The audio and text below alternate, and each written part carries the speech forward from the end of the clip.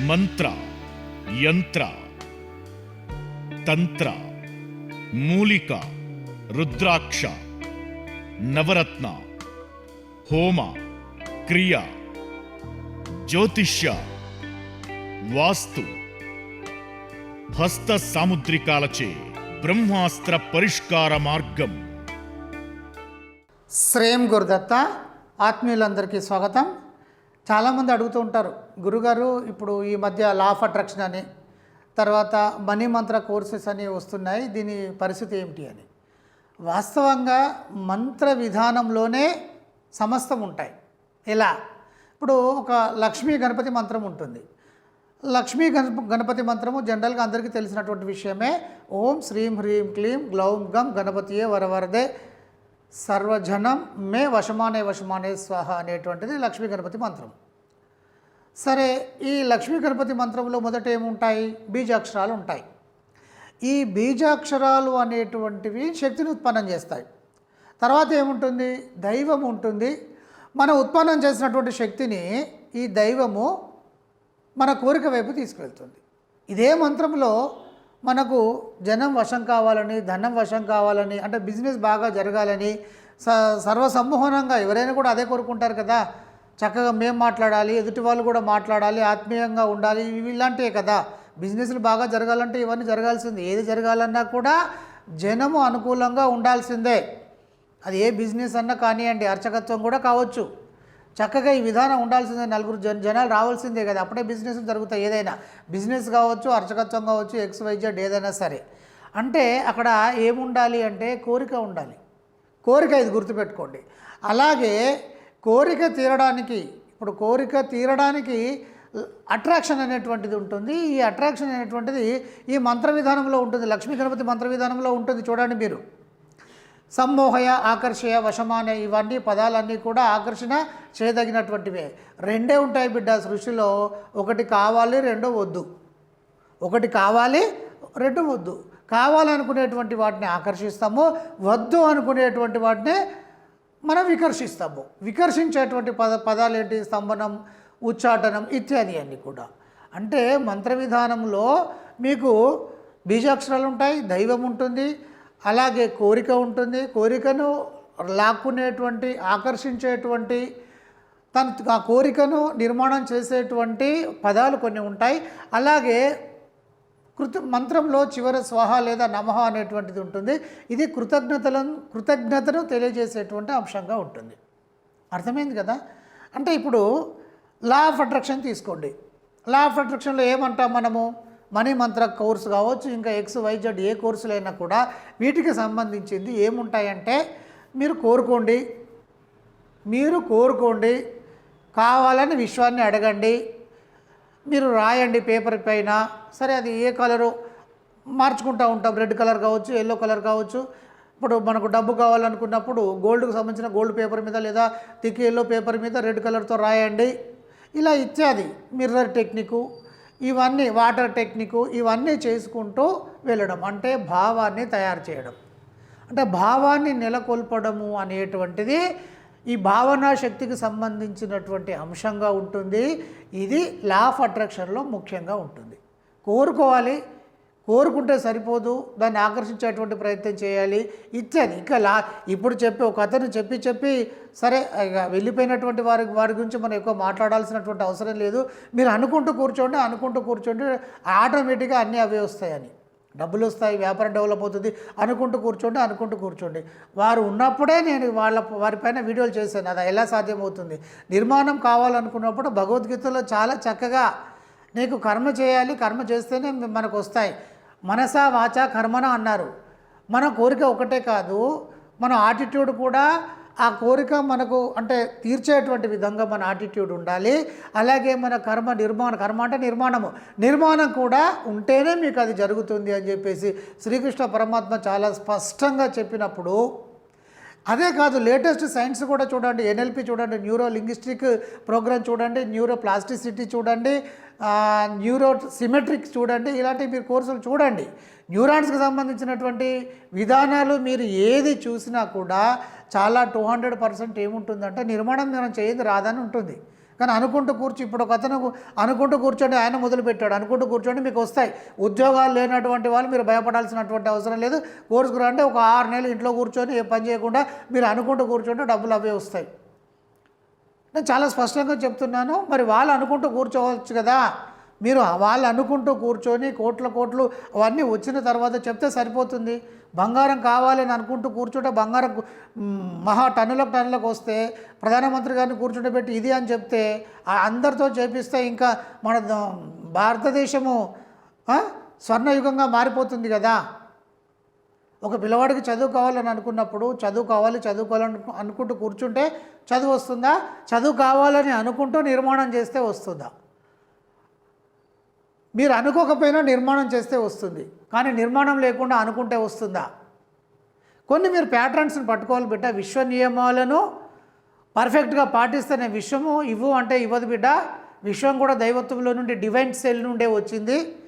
అది అడుగుతా మనకి ఇవ్వడం జరగదు. మరి ఎలా జరుగుతుందంటే భావన నిర్మాణం చేయాల్సిందే. ఇక్కడ మీకు అర్థమైంది కదా.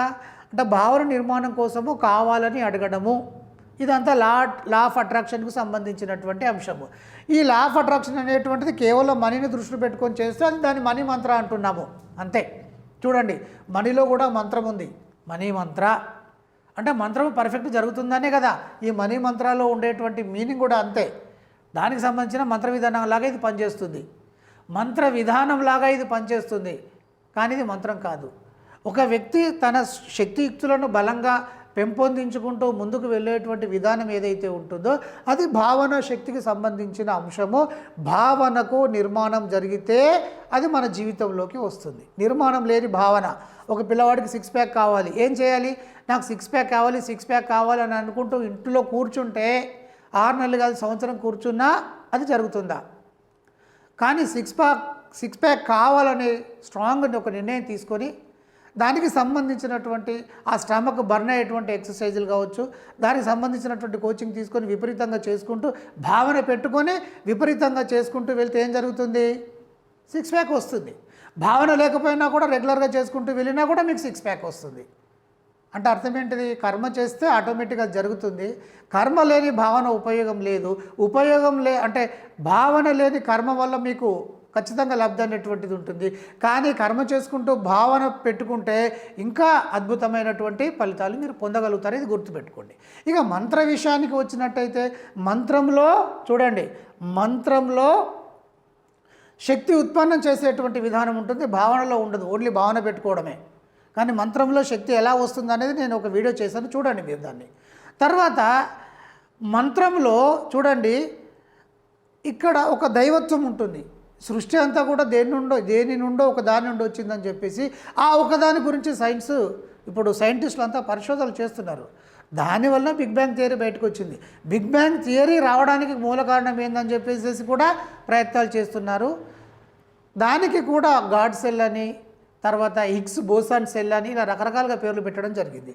అంటే సృష్టికి మూలం ఏదో ఒకటి ఉందని సైన్స్ ఒప్పుకుంటుంది. సైన్స్ అది ఒప్పుకోవాలి.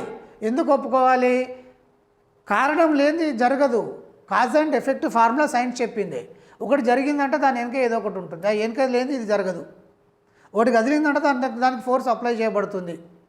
న్యూటన్ సెకండ్ లా. ఇలా ప్రతిదానికి కూడా సిస్టమ్ ఉంటుంది. అంటే ఇక్కడ మీరు అర్థం చేసుకోవాల్సింది ఏంటంటే సృష్టికి మూలం ఏదో ఉంది అని. ఆ మూలమే ఇక్కడ దైవ రూపంలో మనం తీసుకుంటున్నాం. గణపతి కావచ్చు, విష్ణువు కావచ్చు, శివుడు కావచ్చు, అమ్మవారు కావచ్చు. ఇంకా మంత్రంలో ఏముంటాయి అంటే కోరిక ఉంటుంది. కోరిక పెట్టుకోండి, కోరిక లేనిది రాదు కదా అని. మంత్రంలో కోరిక ఉంటుంది. మీరు మంత్రాన్ని 108 సార్లు లేకపోతే ఇంకొక అరగంట చదువుకున్నారు అనుకోండి, చదువుకున్న ప్రతిసారి కోరిక రిపీట్ అవుతుందా కాదా? మంత్రంలో కోరిక ఉంది. మంత్రాన్ని 108 సార్లు చదివాము అంటే కోరికని కూడా 108 సార్లు చదివినట్టే కదా. మంత్రంలో ఆకర్షణ సిద్ధాంతం ఉంటుంది. కావాలా వద్దా అనేటువంటిది మంత్ర విధానంలో చాలా స్పష్టంగా ఉంటుంది. మంత్రము ఎంత పర్ఫెక్ట్ అంటే కావాలని మంత్ర విధానంలో పెట్టుకుంటే అది జరుగుతుంది, వద్దని మంత్ర విధానంలో పెట్టుకుంటే అది జరగదు. స్తంభనం, అది నాకు కనిపించొద్దని స్తంభనం చేసేస్తే అది అక్కడే ఆగిపోతుంది. కానీ భావనా శక్తి కల కాదు. రాదు, కాదు, లేదు అనేటువంటి పదాలు వాడకూడదు భావనా శక్తిలో. లా ఆఫ్ అట్రాక్షన్లో నాకు నష్టం రాకూడదన్నా నష్టం వస్తుంది, నష్టం రావాలన్నా నష్టమే వస్తుంది. లాభము రాకూడదన్నా లాభం వస్తుంది, లాభం రావాలన్నా లాభం వస్తుంది. అంటే ఇక్కడ వస్తుంది రాదు అనేటువంటి పదాలు పక్కన పెడితే ముఖ్యమైనటువంటి లాభము నష్టం అనేటువంటి వాటిని చూసుకుంటుంది. అందుకని నాకు ఇది వద్దు అని అనుకున్నప్పుడు ప్రబలంగా స్ట్రాంగ్గా వద్దు అని అనుకున్నప్పుడు అది రాకుండా పోవడం అనేటువంటిది కూడా జరుగుతుంది. ఇది చాలా స్పష్టంగా గుర్తుపెట్టుకోవాలి. కానీ మంత్ర విధానంలో కాదు, అలా కాదు. నాకు ఇది వద్దు అని అనుకున్నప్పుడు ఒక దుష్ట శక్తి కావచ్చు, లేకపోతే ఒక దుష్టుడు కావచ్చు, విపరీతంగా మనల్ని ఇబ్బంది పెట్టేటువంటి వాడు కావచ్చు, ఇది ఇతడు సంబరం కావాలనేటువంటి మంత్ర విధానంలో పెట్టుకొని చేసుకుంటూ వెళ్ళిపోతూ ఉంటే అది జరుగుతూ ఉంటుంది. అంటే ఇది ఏ మంత్రము వీలైతే ఆ మంత్రం కాదు. దీనికి మంత్ర విధానానికి సంబంధమైనటువంటి ఒక పద్ధతి ఉంటుంది. ఆ ప్యాటర్న్ ప్రకారమే మనం వెళ్ళాల్సిన పరిస్థితి ఉంటుంది. ఇక ఇక్కడ మీకు అర్థమైంది కదా. అంటే ఏంటిది, ఆకర్షణ సిద్ధాంతము ఉంటుంది. ఆకర్షణ లేదా వికర్షణ సిద్ధాంతము పర్ఫెక్ట్గా నీకు మంత్ర విధానంలో అమలు అవుతాయి. భావన శక్తులు అలా కాదు. ఇక ఇంకొక విషయం ఏంటంటే, కోరిక అనుకున్నాం, భావన అనుకున్నాం. లా ఆఫ్ అట్రాక్షన్లో కృతజ్ఞత అనేటువంటి పదానికి, థ్యాంక్స్ అనేటువంటి పదానికి ఒక శక్తివంతమైనటువంటి విధానం ఉంది. అంటే మనం ఎక్కడైతే కృతజ్ఞతగా ఉంటామో అది మన జీవితంలోకి విపరీతంగా వస్తుందని మీకు మంత్ర విధానంలో ఇది ఉంది. ఇంకా మీకు తెలియనటువంటి ఒక విషయం చెప్తాను. అదే మంత్ర ఉపదేశ సమయంలో మాత్రమే నేను చెప్పడం జరుగుతూ ఉంటుంది. ఎందుకంటే నేను ఆ విషయం అంతా కూడా వీడియో ముఖంగా పెట్టినప్పుడు రేపటి నుండే వాళ్ళు ఓన్ చేసుకుంటారు వీటిని. ఈ సబ్జెక్ట్నిగా ఇది మాదే అనేటువంటి విధంగా వాళ్ళు చెప్పడం మొదలు పెడతా ఉంటారు. ఒక అతను అలా చెప్పి సరే అది పక్కన పెట్టేసేయండి. ఇక్కడ మంత్ర విధానంలో ఒక ఊహ చిత్రం ఉంటుంది, విజువలైజేషన్ ఉంటుంది, భావనా శక్తిని ఎలా పెంపొందించుకోవాలని ఉంటుంది, అలాగే ఒక ఎమోషన్ ఉంటుంది, ఒక శక్తివంతమైన బిలీవింగ్ ఫ్యాక్టర్ ఉంటుంది, ఒక ఫ్యాక్టర్ ఉంటుంది, ఒక ఆరా ఉంటుంది. ఇవన్నీ కూడా మన సబ్కాన్షియస్లో ఉండేటువంటి విధానాలన్నీ బయటకు తీసుకువచ్చేటువంటి విధానం ఉంటుంది. చాలా శక్తివంతమైనటువంటి విధానాలు మంత్ర విధానంలో ఉంటాయి. మరి ఇవన్నీ మంత్రం నుండి ఆకర్షణ సిద్ధాంతం బయటకు వచ్చిందే తప్ప ఆకర్షణ సిద్ధాంతం నుండి బయటకు వచ్చిందా? ఆకర్షణ సిద్ధాంతము సరే ఇప్పుడు వీళ్ళు చెప్తున్నారు, లేదు మేము కూడా చెప్పిన ఆకర్షణ సిద్ధాంతాన్ని, అయితే అది కావాలని కోరుకునే వాళ్ళకి అది చెప్పడం జరిగింది. అయితే ఇక్కడ ఆకర్షణ సిద్ధాంతం అనేది ఈ మధ్య గత కొంతకాలం క్రితము రహస్యం అనేటువంటి పుస్తకము, రోండా బర్న్ ఇలాంటి వాళ్ళు కొన్ని రాసినటువంటి, సరే ఒక 200-300 సంవత్సరాల క్రితం నుండి ఈ పుస్తక రూపంలో రావడం జరిగింది. కానీ కొన్ని వేల సంవత్సరాల కిందటే భగవద్గీతలో యద్భావం తద్భవతి అని చెప్పడం జరిగింది. దానికి కామ్యాన్ని జోడించడం కూడా జరిగింది. ఇక్కడ మంత్రం మరి ఎప్పటి నుండి వచ్చింది? కొన్ని వేల సంవత్సరాల కింద నుండి మంత్రం వచ్చింది. ఇది ఈ మధ్య ఈ సబ్జెక్టులు చెప్పడం జరుగుతుంది. కానీ మొదటి నుండి ఉన్నది ఏంటిది? మంత్రంలోనే ఇవన్నీ ఉన్నాయి. మీరు చూడండి, ఇప్పుడు నేను చెప్పినటువంటి మంత్రంలో దైవం ఉంటుంది, మంత్రంలో బీజాక్షరాలు ఉంటాయి, మంత్రంలో కామ్యం ఉంటుంది, మంత్రంలో భావన శక్తి ఉంటుంది, మంత్రంలో కోరిక ఉంటుంది, మంత్రంలో కృతజ్ఞత ఉంటుంది. మరి దీని నుండి అది వచ్చిందా, దాని నుండి ఇది వచ్చిందా? కానీ ఒకటి గుర్తుపెట్టుకోండి, ఎవరైనా కోర్సులు చెప్తూ ఉంటే తీసుకోవాలనుకుంటే తీసుకోండి. కానీ మీకు పరిపూర్ణంగా మిమ్మల్ని ముందుకు తీసుకువెళ్ళేది మీరు చేసేటువంటి పని. అయితే హార్డ్ వర్కా, స్మార్ట్ వర్కా, తెలివితో కూడుకుని ఉన్నదా, లేకపోతే మామూలుగా జనరల్గా వెళ్తున్నారా, ఏదైనా సరే కామ్యము మీరు చేసేటువంటి విధంగా, మీరు పట్టుకునేటువంటి ప్యాటర్న్ విధంగా మీకు ఇవ్వడం జరుగుతుంది. కామ్యం లేని భావన ఉపయోగం లేదు. కామ్యంతో కూడిన భావన శక్తివంతంగా మిమ్మల్ని ముందుకు తీసుకువెళ్తుంది. నేను ఇచ్చేటువంటి కోర్సెస్లలో చాలా ప్రముఖంగా మీరు పని చేయాల్సిందే అని చెప్తాను. ఎలా చేయాలి, ఏ విధంగా అవకాశాలు వస్తాయి, అవకాశాలను ఎలా సృష్టించుకోవాలి, అవకాశాలను ఎలా పట్టుకోవాలి, ఎలా ముందుకు వెళ్ళాలి, తత్సంబంధమైనటువంటి ప్యాటర్న్ పూర్తిగా నేను ఇవ్వడం జరుగుతూ ఉంటుంది. ఇక్కడ గుర్తుపెట్టుకోండి, మనీ మంత్ర లేదా లా ఆఫ్ అట్రాక్షన్ నుండి అనేది మంత్రం నుండే రావడం జరిగింది. ఇప్పుడు నేను చెప్పిందంతా కూడా మీరు ఆలోచన చేస్తే మీకే తెలుస్తుంది. అందరికీ బ్లెస్సింగ్స్.